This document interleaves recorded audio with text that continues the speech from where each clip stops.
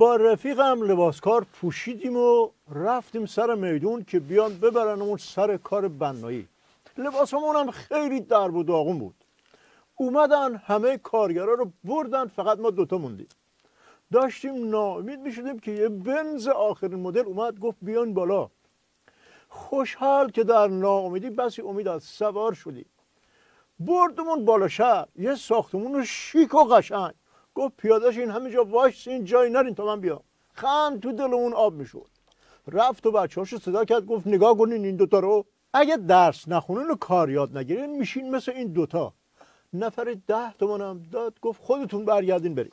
از شباهت‌های سنگین و دردناک این داستان دو بدبخت عبرت و ناس با وضعیت مقام اوضاع و بشار اسد میگذرم، بعدم با هم حساب میکنیم. آیه دکتر، این داستان فرار، ببخشید استعفای ظریف، ایشالا از همون افه اومدناش باشه و با یه ادا اطوار شطوری یا اقلا بوزی برگرده. هر طوری که بشه درست نمیشه.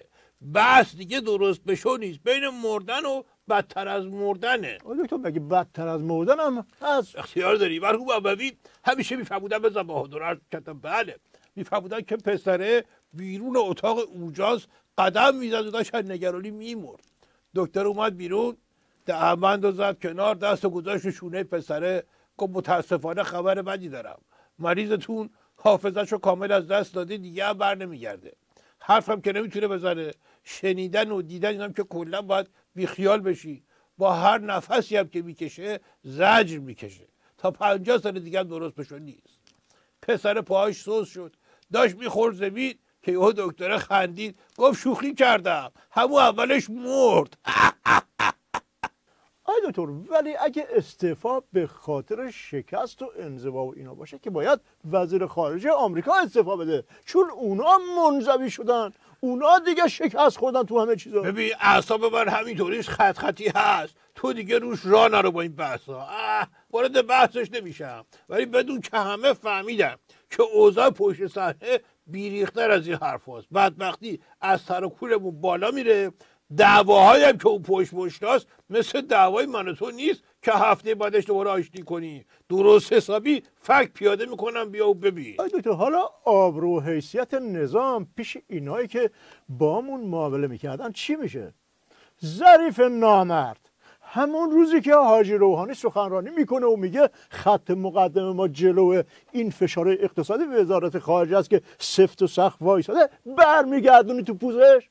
بدبخت بیچاره هر تو دانش ماسید، اقلا میذاشی یه روز بگذره. آخه بحث روز و ساعت و اینا نیست که، استراتژیکی تاریخش گذشته.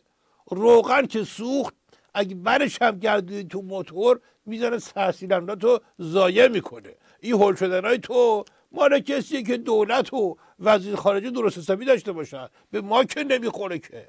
مرحوم ابوی همیشه میفرمودن بزن بهادر، از میکردم بله، میفرمودن که مشنگه داشت بالا ساختمون کار بنایی میکرد، از پایین گفتن اوی اوس حسن زن و بچت با ماشینت تصادف کردن تو بیمارستانن، زد تو سرش، گفت دیگه زندگی برا معنی نداره. از همون بالا خودش رو پرت کرد پایین.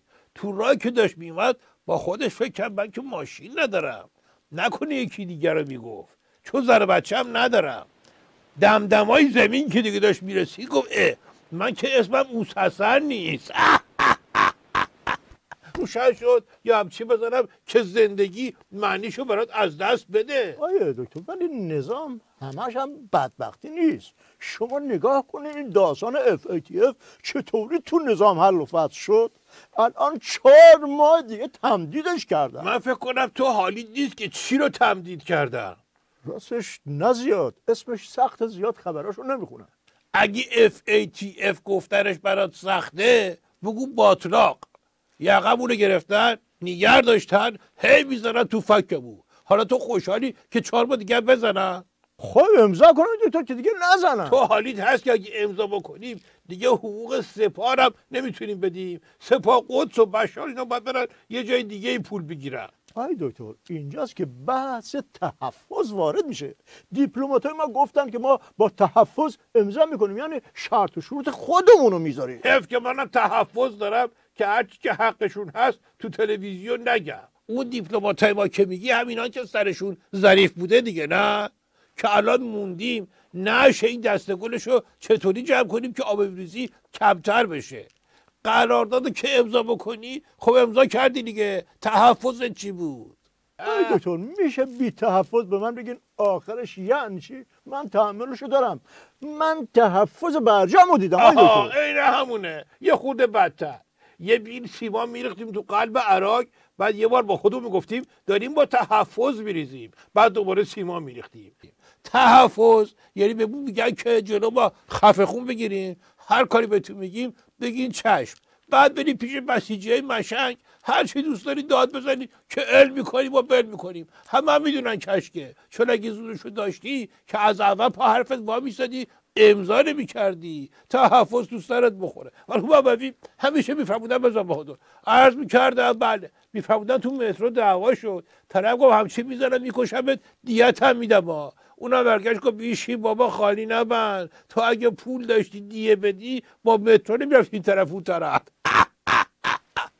روشن شد یا بذارم دیت هم بدم برات؟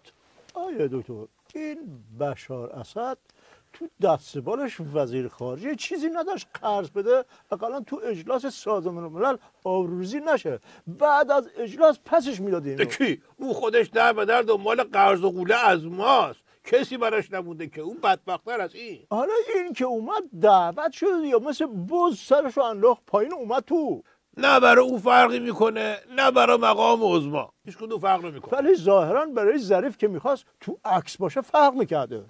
دیدی دوباره استراتژی نیستی؟ اون گفت تا باور کردی؟ قبلش یه بحثایی بود که این بابا رو بیاریم یا نه، اگه بیاد یه جوری بده، اگه نیاد یه جوری دیگه بده. بیاد میگم مهمون با آبروتر از این پیدا نکردی، نیاد خب همه میفهمن که دنبمون رو گرفته دارن از سوریه میندازن بیرون، هیچ کدومش هم برامون خوب نیست. ولی اون مبوی همیشه میفهمودن بزن بهادر عرض کردم بله، میفهمودن که دوتا مشنگ رفتن پیکنیک، یکی گفت بشینیم زیر اون درخت، اون یکی که مشنگ‌تر بود گفت نه همین وسط جاده امن‌تره، پتو رو بنداز. حالا گفت آخه ماشین میزنه بهمون. مشنگ‌تر اینقدر اصرار کرد همون وسط جاده پتو رو انداختن و سماور رو روبرا کردن. چند دقیقه بعد یک تریلیه 18 چرخ اومد، هر چی بوزد نرفتن کنار، آخر سر تریلیه فرمون گرفت رفت تو درخت. مشنگ‌تره برگشت به اویشی گفت دیدی گفتم وسط جاده امن‌تره، اگه زیر درخت بودیم الان جفتمون له شده بودیم.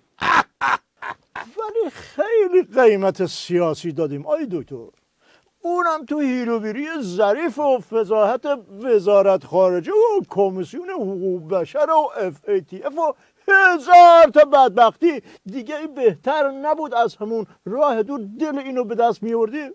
آفرین، یه حرف درست استراتژیکی زدی که خیلی مغز داشت حرفت، چون که از حرفای خودم کپی برداشته بودی. این که با کی کجا قرار بذاری خب فرق میکنه. مرحوم ابدی همیشه میفهمودن از بهادر عرض میکردم بله، میفهمودن که خسیسه پسرش رو نصیحت میکرد که هر وقت کسی رو دعوت کردی سینما قرار تو توی سینما بذار که مجبور شه بلیط رو خودش حساب کنه. پسره که هفت خطر بود گفت پس کی بلیط منو حساب بکنه؟ دکتر ممنونم بابت تعریف استراتژیکی که از من کردین، ولو این که با تحفظ بود. اما این حرف استراتژیکی درست و هر جایی که بزنی درست نیست، اینجا که زدی غلطه، یعنی دوباره نشون دادی که استراتژیکی نیستی. بشار اسد دست بهش بزنی بوگندش باید میمونه.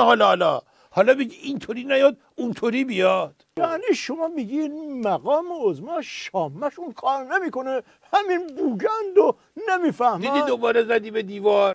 الان تو حساب شامه بشار اسد رو باید بکنی که پا شده اومده دیدن مقام عظما، معلوم میشه دیگه خیلی بدبخته. آی دکتر یعنی میخوان بگین که مقام عظما وضعش از بشار اسد بدتر و بوگندش بیشتره؟ قربونه برم تو داری این حرف رو میزنی؟ بحث شام رو باز آخه اون